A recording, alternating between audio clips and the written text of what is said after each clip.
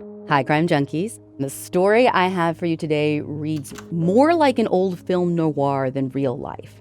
It starts with a mistaken identity and murder in D.C., pivots to small-town power politics, spirals into domestic violence, and ends with a town marshal gunned down on his own doorstep in Indiana.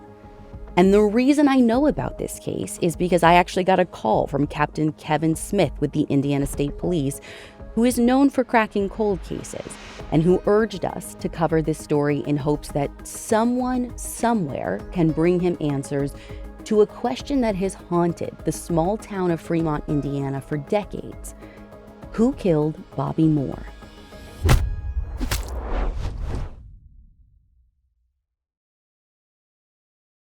It's July 13th, 1974 in D.C., a time of epic unrest in the capital city. Watergate just broke. Nixon is like a month away from resigning from the presidency. And when this is happening, Metro PD homicide detective Bobby Moore gets a call that a judge has been shot. He rushes to the hospital and finds Judge Louis A. Sisler dying in a bed. And some of his final words to the detective are telling him that he had been at his father-in-law's house, and when he opened the door, there was a group of people who shot at him as they tried to get into the house. They didn't, but they got him. And shortly after giving that information to the detective, Louis dies. With only those few facts to go on, Bobby sets out investigating what is now a homicide. So he goes back to the scene of the crime, which, as Louis told him, was at his father-in-law's house, Samuel Haynes. Samuel's daughter Barbara had married Louis 23 years before, and they'd built a life together in northern Indiana, where Louis had been a state judge. They'd left their 3 adult children and moved to D.C. for Louis's work, because after he retired as a judge, he went to work for a senator on Capitol Hill, and he was also a lobbyist for the National Rifle Association. So, for a hot minute, considering the political climate, they probably wondered if Louis was targeted for his work. Yeah. But the real motive was much different, and as it turns out, had nothing to do with politics at all. Apparently, earlier that night, a young woman who is referred to as Mrs. Brannon in the court records, she was walking home from a neighborhood bar when a guy grabbed her, forced her into a garage, and sexually assaulted her. After the assault, she made it back to her mom's house, told her mother, Mary, what had happened, and right away, Mary went to police to report that assault. Now, I don't know what their response was, but probably not great, because it seems like Mary thought she needed to take matters into her own hands. So she got her grandson and his friends together, and they decided that they were going to go back to that bar she had been at to find this guy themselves. Now, he wasn't there, so they came up with another idea. Mary's daughter identified 2 garages in the neighborhood that looked like the ones she was assaulted in. But it's not totally clear from the limited records that we were able to get why she thought that the guy who assaulted her might have owned the garage that she was attacked in. But this is all she has to go on. So they go to one house and they determine this isn't the right guy. So then they go back to the bar, started a bar fight, and then left, possibly after several drinks. And when they leave, they go to the second home that Mary's daughter had picked out. And that second home is Sam Haynes' house. So Mary and several others march up to the front door, knock, and when Louis opens the door, the New York Times reported that they said, quote, "We're looking for the guy that raped our sister." And Louis is like, listen, you must have the wrong house. And he tried to close the door. And it was then that 2 people in the group started shooting through it. The judge gets hit several times and, as we know, later dies in the hospital. So once Detective Bobby Moore pieces all of this together, he comes to the conclusion that this must have been a case of mistaken identity, and all the arrests are made. According to an appeal document, which was one of the only records we could get for this case, Mary Harris, who is the mother of this woman, she ends up getting convicted of conspiracy to commit assault with a dangerous weapon, felony murder, and attempted first-degree burglary while armed. Now, the burglary charge was because someone in the group allegedly tried to push past the judge into the house, and the court suspected it was to commit a burglary. Now, I know 2 other men were convicted too. They were the ones police said actually pulled the trigger or triggers, but I don't have as much detail because there weren't any court records for them that we could get. Wait, so who actually committed the assault on Mary's daughter? So, short answer? I don't know. We couldn't find anything saying that a suspect had been arrested for that sexual assault. Like, in all the court documents, the perp is referred to as an unknown assailant. But they know it's not the judge? That's what they said. Mistaken identity. How do we know it's not the judge? Because it's not like they were shooting at everyone's front door. Mm-hmm. They went to someone else's house first, and they knew it wasn't the right guy. Like, did they say they got the wrong guy? Are they standing behind the ID? You're asking all the right questions, the same ones I did, but they're the questions I can't get answers to. At first blush, I'm like, how hard did we look at former Judge Louis Sisler, who works for a senator in D.C.? Right. Like, did Mary and her crew say that they got the wrong person? Or were like you said, were they standing by their statements? What weight did they give their statements, whatever they were, compared to that of Louis and his family? Who have all these political connections, right? All these friendships. So, yeah, I mean, is Mary or any of her family still around? Girl, I tried to find them. I can't. I'm like weirdly obsessed with this part of the story now, which I'm kind of sad you said part of the story, because that means we can't like hang out here and dig deep. Yeah, it's literally just like the setup for our main story. But I don't know.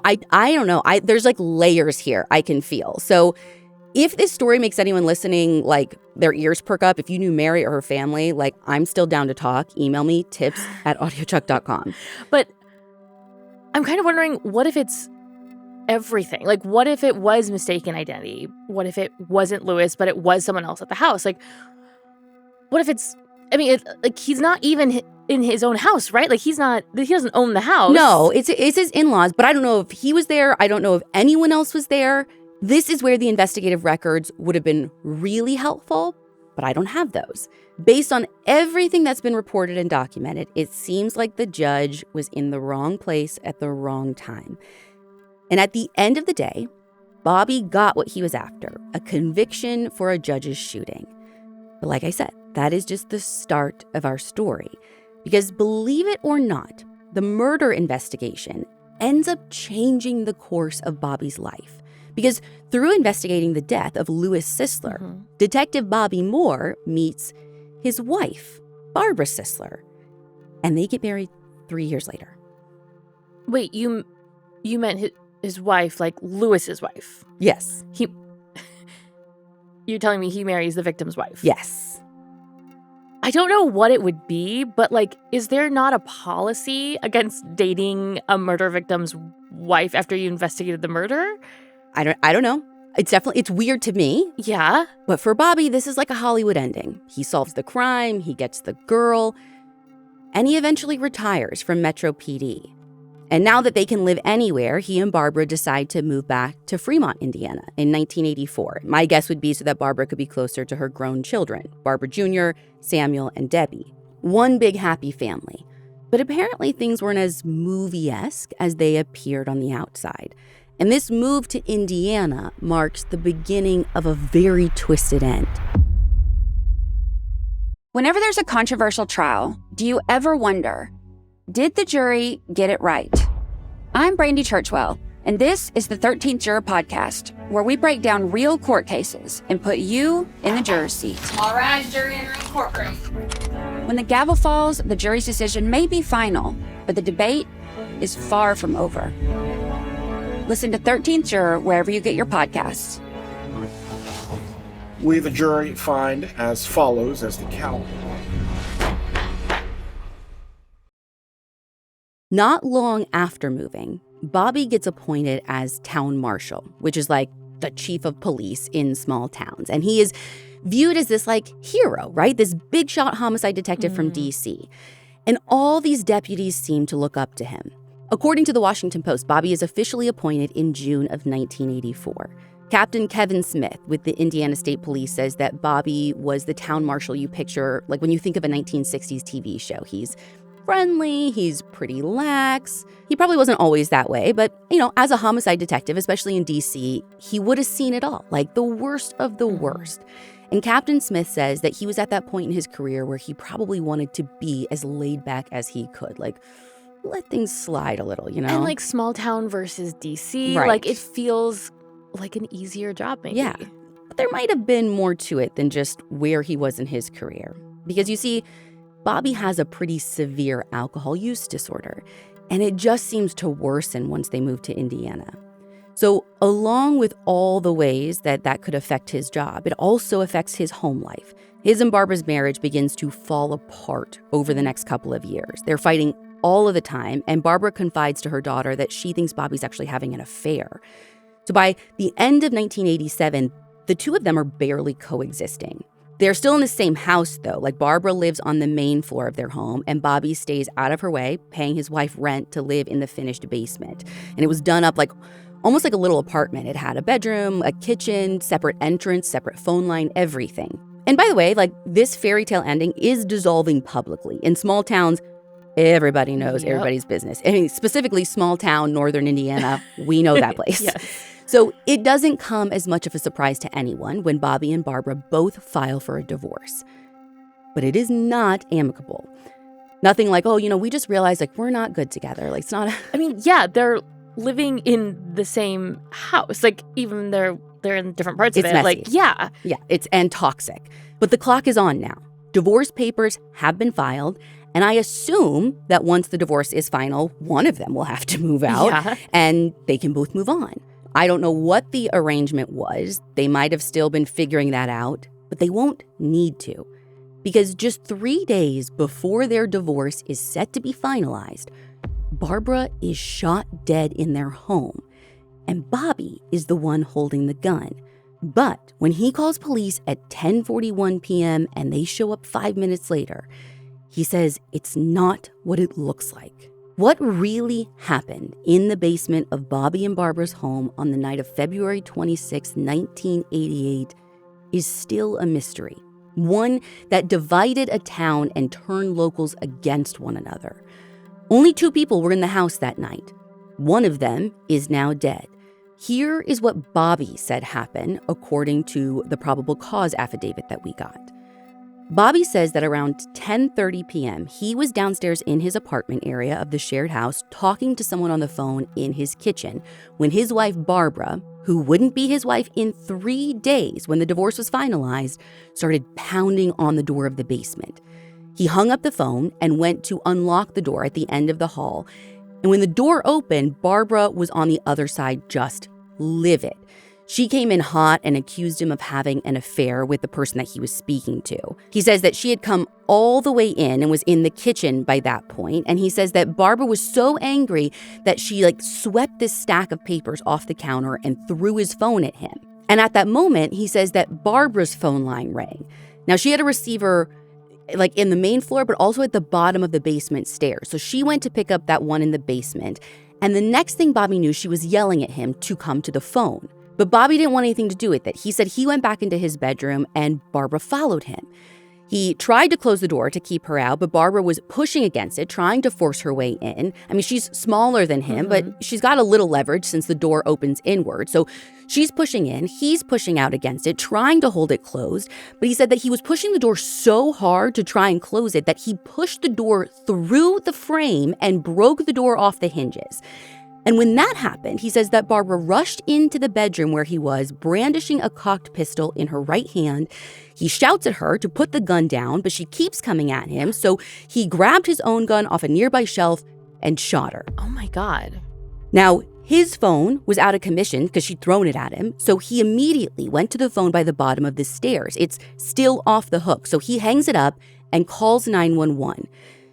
Now they're here and he's like, this is terrible, but it's all self-defense. The thing is, the receiver was off the hook because someone was on the line, someone who heard everything. And between her story and what the crime scene is showing, something isn't adding up. So here's the story from the person on the other end of that receiver. That was Barbara's oldest daughter, Barbara Shuford. And I know them having the same name could get a bit confusing, so I'm just going to call her by her married last name, Shuford.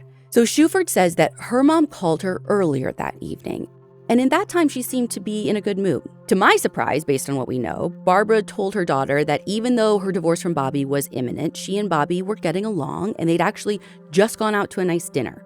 So they have that conversation, they hang up, that's that. Nice call with mom. But later that evening, Barbara calls back, and now she's upset.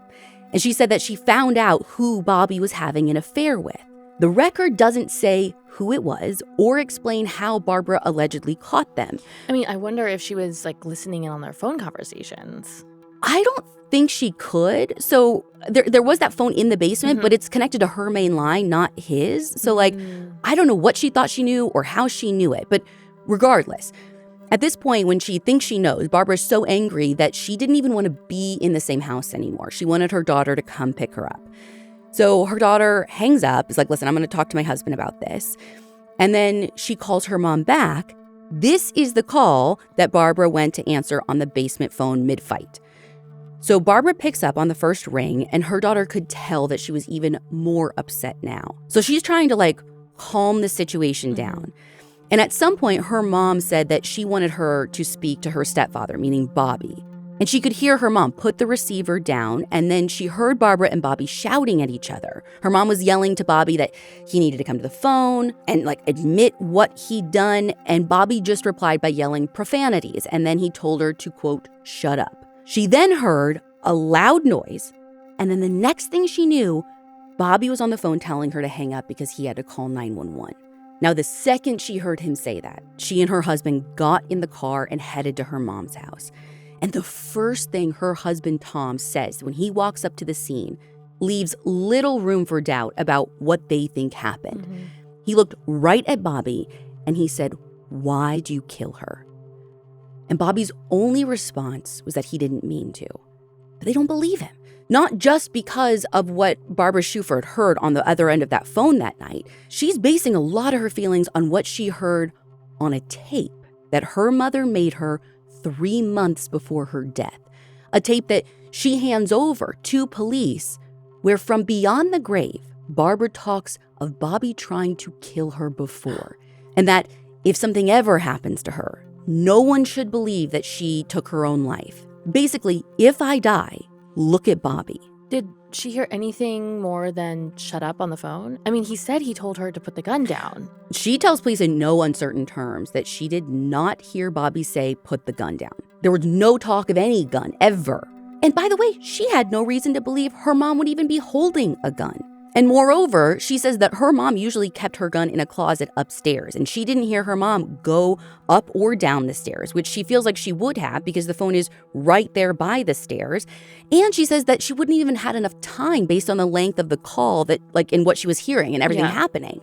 But there might be an explanation, just not one that really helps Bobby's position much. Allegedly, Barbara's son-in-law, Tom, had heard from Barbara's other daughter, Debbie, that within the last week or so, her mom told her that Bobby had taken her gun from her.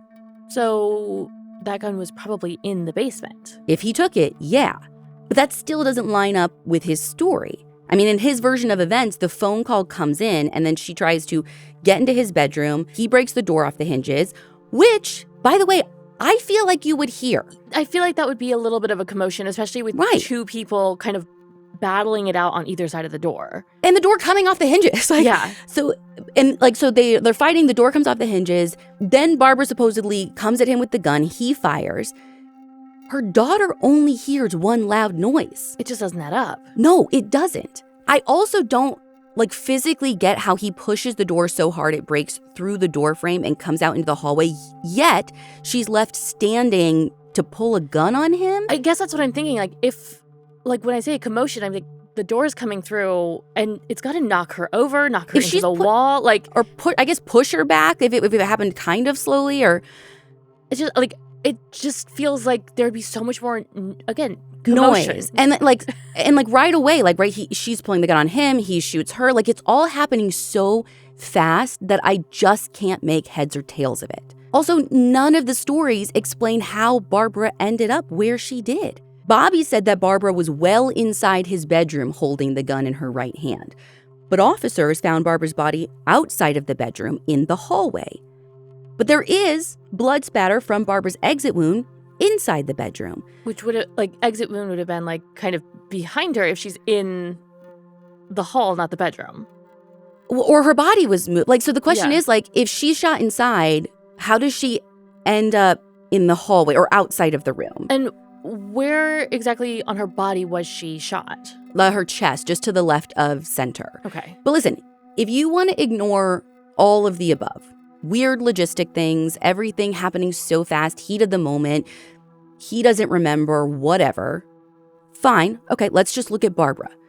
So, according to Bobby's version of events, he pushes the door out of its frame. She comes advancing at him with the cocked gun in her right hand. He grabs the gun off his shelf, shoots, and hits her while she's still, quote, well inside his room.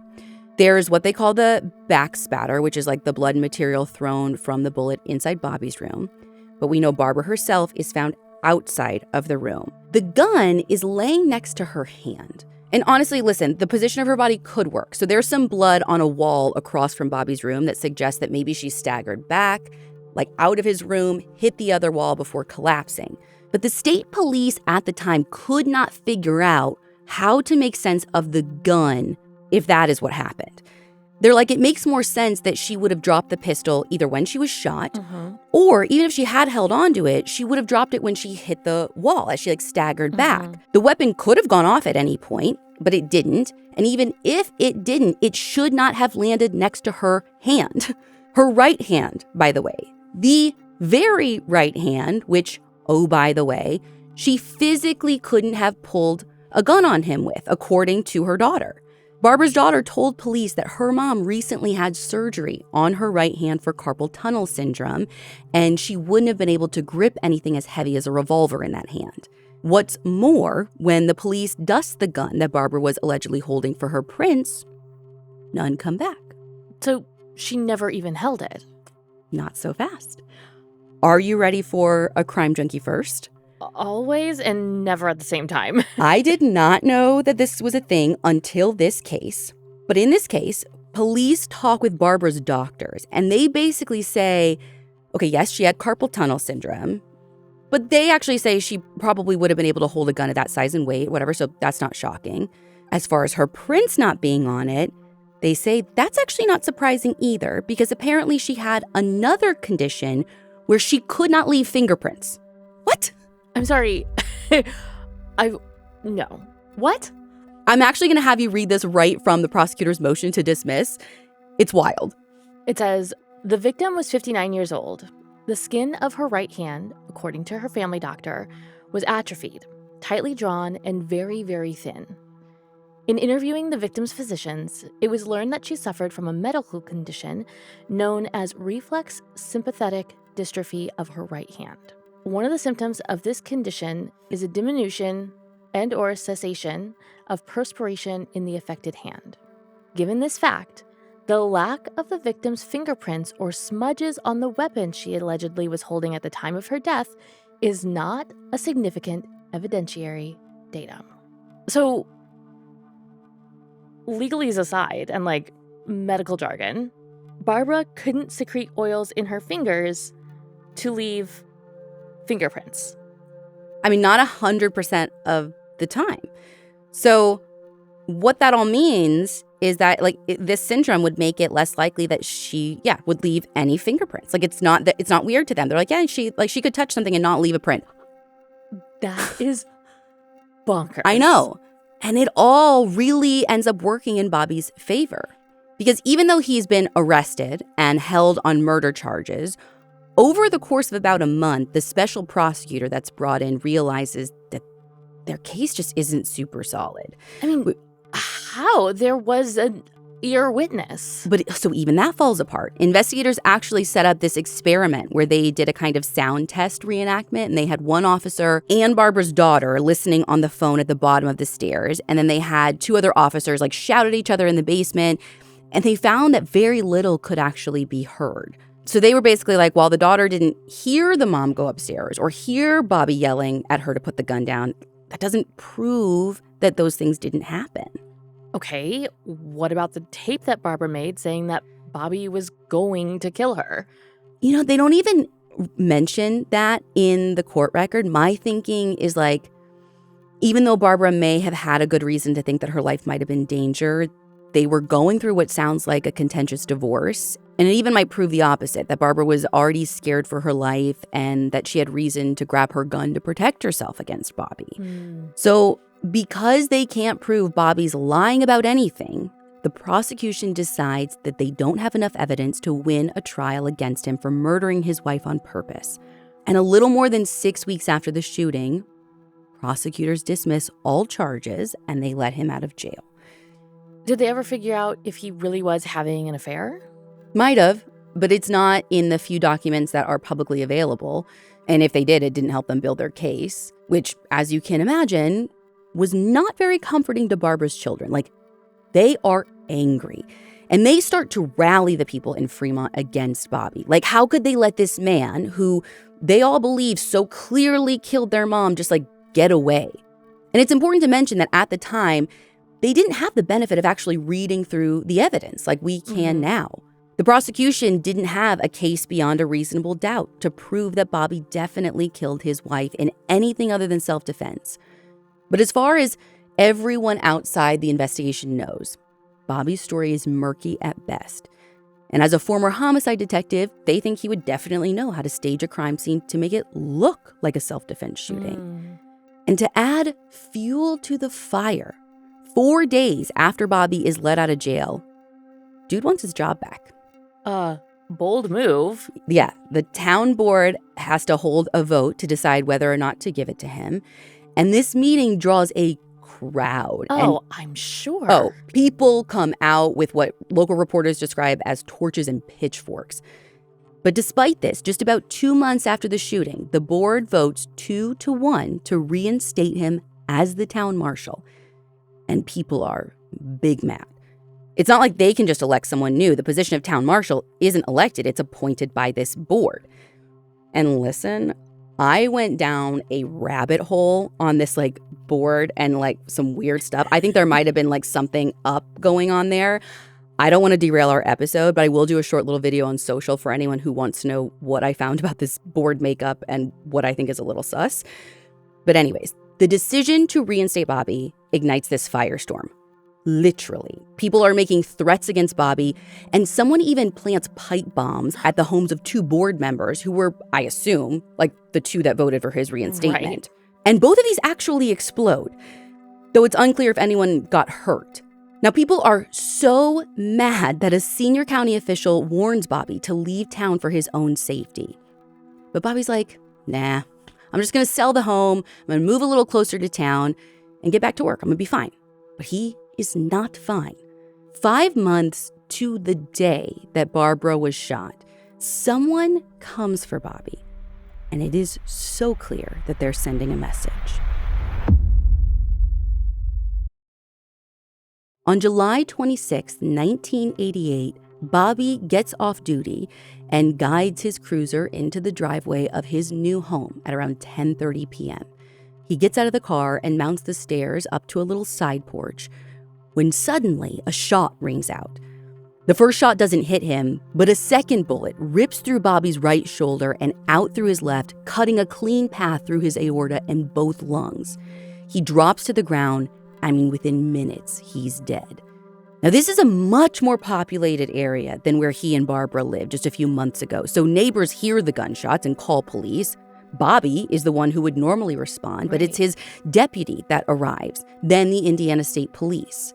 Investigators eventually find 2 shell casings from a high-powered rifle in a vacant lot across the street. So it sounds to me like whoever shot Bobby was probably laying in wait. And that could suggest that the killer knew Bobby's schedule well enough to know when he would be getting home. The current investigator on Bobby's case, Captain Kevin Smith, says that the fact that the killer missed the first shot doesn't say anything about their experience with a gun. He doesn't like to speculate about things like that because he says even if you're an experienced shot, shooting at a human is way different and your nerves can get in the way. I just keep coming back to 5 months to the day of when he shot Barbara. That feels like such a message. It's not even just the day, though. It's to the hour. Yeah, and this ends up being a critical clue for investigators. If the timing was intentional, which it sure feels like it was, then that tells them that whoever shot Bobby may have been avenging Barbara. And that is motive, folks. So although there could be a long list of culprits, police pretty quickly have one person that they want to talk to most. Barbara's son, Samuel Sisler. I feel like we haven't talked about him at all. Yeah, because there's nothing about him in the court documents for Barbara's case where he's mentioned. But I know he'd split his time between Fremont and Lafayette, which is like a town a couple of hours away. He was a new grad of the Indiana State Police, and so that's where he'd been stationed. But come July, when Bobby is killed, he's actually in a whole different position. So he had been dismissed from the Indiana State Police job in May. He was definitely in Fremont the night of the shooting. Someone saw him like 25 minutes before. But in the days after, no one can find him. All police can find is Sam's car, which is at his sister's property at Crooked Lake, which is like 15 minutes at the most from Fremont. So rumors quickly swirl that Sam could be involved in Bobby's death. Turns out Sam was in Colorado Springs, and when police do reach him, he's like, yeah, I'll talk, but later. But by the time he gets back to Indiana, it seems like he's had a change of heart, and he tells police basically to stuff it, and he's not talking to them. Him not wanting to help in the murder investigation of the guy who killed his mom, like, I don't know, I'm not shocked. Yeah, I get it, but there is a lot that they would love to talk to him about. According to a local reporter, Mike Martrello, Samuel had allegedly bought a long rifle at a local gun shop about 15 minutes away from Fremont, like 3 or 4 days prior to Bobby's shooting. Mike said that a couple of Fort Wayne TV news stations at the time reported this, but we could not independently confirm that. He also was said to have bought similar caliber ammunition as the bullet that killed Bobby. And again, this is just according to Mike. But when police got wind of this, they could not find the gun that Samuel allegedly bought. Still have not found anything like it to this day. Were you able to find out why he got dismissed from the state police? Like, that feels important. It sure does. I couldn't really get a straight answer. We tried, though. So the South Bend Tribune reported that he had been dismissed for, quote, unsatisfactorily completing his probation period, end quote. We tried to get official records on this, but because it involved an internal affairs issue, we weren't able to confirm that. I, of course, asked Captain Smith, and he said he couldn't comment on why he got dismissed. But I know he knows, not just because he's the lead investigator now. In a weird twist made only for Hollywood, Captain Smith, who is now in charge of Bobby's cold case, he went to the academy with Samuel Sisler. Smith, Sisler, they sat near each other in every class. They roomed right next door to one another. Graduated in the same class December 19th, 1987. Samuel L. Sisler.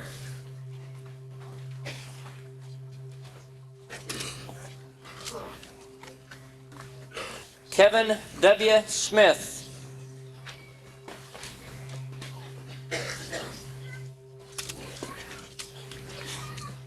Our reporter asked Mike, like, what he remembered from back then. Does he know why he got dismissed?